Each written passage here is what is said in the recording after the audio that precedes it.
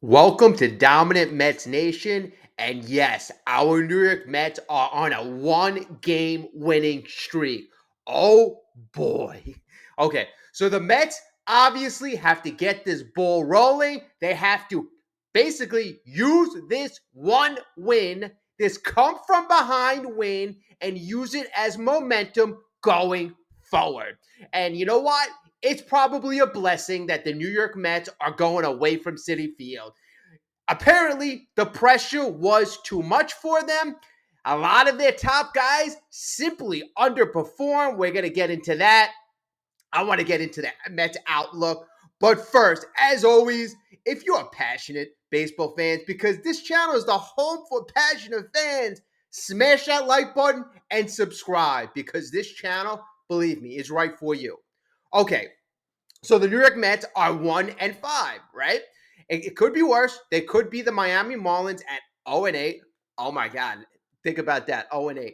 Okay, so the Mets are 1-5 and they are on a one-game winning streak. They're going to Cincinnati, known as a bandbox. That probably, I think it's ranked the number one place for offensive hitters. So they produce a lot of runs in that ballpark. Perfect spot for our players to get going. And oh boy, do we need some of our core players to get going. And I'm looking at you, Francisco Lindor, the supposed leader slash captain.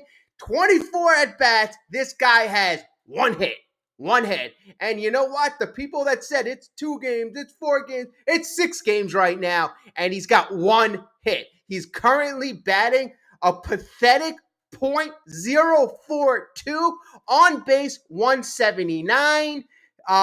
He's got 3 walks. He's got a slug of .042, OPS of .221. So that right there, our number 2 hitter, Francisco Lindor, is a major reason why our run production has been abysmal. So we have to get Francisco Lindor going. That is bottom line. Bottom line. He's supposed to be our most well-rounded player, and people consider him this like the so-called captain. He's doing nothing to lead. And what I said before about pressure, I'm very disappointed in, because we're talking about pressure in the beginning of the season. This is not the playoffs. This is not the last couple games of the season that could result in making the playoffs. This is not like we're making a World Series run. And this is what scares the hell out of me. If Francisco Lindor is feeling the pressure, is he the right guy to go forward with? We have him for 8 years. And I'm looking at you too, Brandon Nimmo. I know Nimmo, I got confidence the guy will get it going, but you got Nimmo, McNeil. McNeil, I'm not so sure about, but those 3 guys are abysmal. McNeil has right here, checking out, he's got 1 hit too. He's got 1 hit in 15 at bats. Nimmo has 1 hit in 21 at bats. So if you combine those 3 hits and like 50, 60 at bats between the total, it is pathetic. No wonder why we're not scoring. So of course we need those 3 guys in the worst way to get going. Like I said, Cincinnati has to be the ballpark where we get this offensive ball rolling.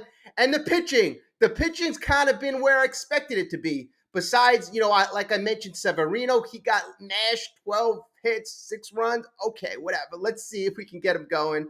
And we're going up against a guy, I'm not sure if he's pitching this series, but Frankie Montes. He's been really good with the Cincinnati Reds. The Reds signed him to a 1-year, $14 million contract. So he's looking very, very sharp. But at the end of the day, this has to be the moment. The moment. Capitalize. First time last night, we saw smiles on the faces. First time, Pete Alonzo, Tyrone Taylor. Big at-bats in the 9th inning. These guys didn't wilt. Pete Alonzo taking a ball off the shoe tops, lining it 400 something feet away. I mean, not many players in baseball. I kept rewatching that. It seemed like he almost more or less took a half swing, and the ball just shows how strong the guy is. So, Pete, he's fine. Alvarez, oh my God, it's the budding of a young superstar. I'm going to keep saying this over and over. We have pieces. The lineup should be okay. We just got to get our core guys going. And then also, you could see a changing of the guard with Alvarez, Beatty, eventually Vientos. You got these young sluggers showing and trying to prove themselves as well. We just got to get the leaders on this team rocking and rolling, Lindor and Nimmo.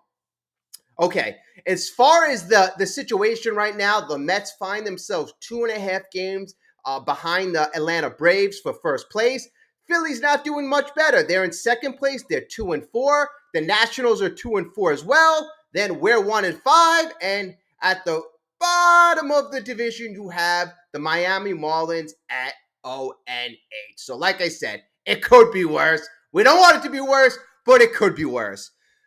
Okay, all right. So, another update. We have JD Martinez, who is supposed to be coming back Sunday. It looks like he's going to be coming back sometime next week, possibly in the Atlanta Braves series.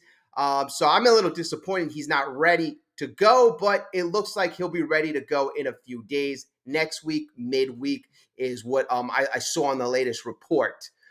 Okay, so we got to do something. Whether we sweep or take 2 out of 3, let's gain some momentum. I love a sweep. Jose Budo, another note I want to make. Jose Budo looked good yesterday. He's another young guy. So the more young guys that come up look good, I'm happy about. Christian Scott down in the minor leagues. Just so you all know, I think he pitched 4 innings in his last performance. 9 strikeouts. 9 strikeouts. So remember those nasty pitches that were moving across the screen that were like, oh my God, this guy's got crazy stuff. Well, the guys in the minor leagues, they're having trouble hitting it as well. Mark Vientos, an update on Mr. Mark Vientos. He's doing well. I think he's 4 for 11, 4 for 12 last I seen. He's got multiple doubles, so he's doing his job in AAA. Luis Angel Acuna and Drew Gilbert, unfortunately, they've gotten off to rough starts, kind of Lindor Nimmo-esque. So they need to get going down in the minor league.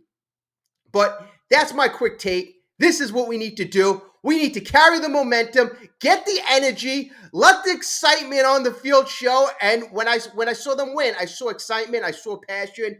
Let's carry that feeling forward. It feels bad to lose. It sucks to lose. Let's change the culture. Let's capitalize on the energy and the good, positive feelings. And that's all. That's it. That's what we got to do. Like, subscribe. Like I said, if you're a passionate Major League Baseball fan, Mets fan, you got to subscribe. We will come at you with more content in the near future. Have a great day. See you soon. Can't get any worse. Probably will.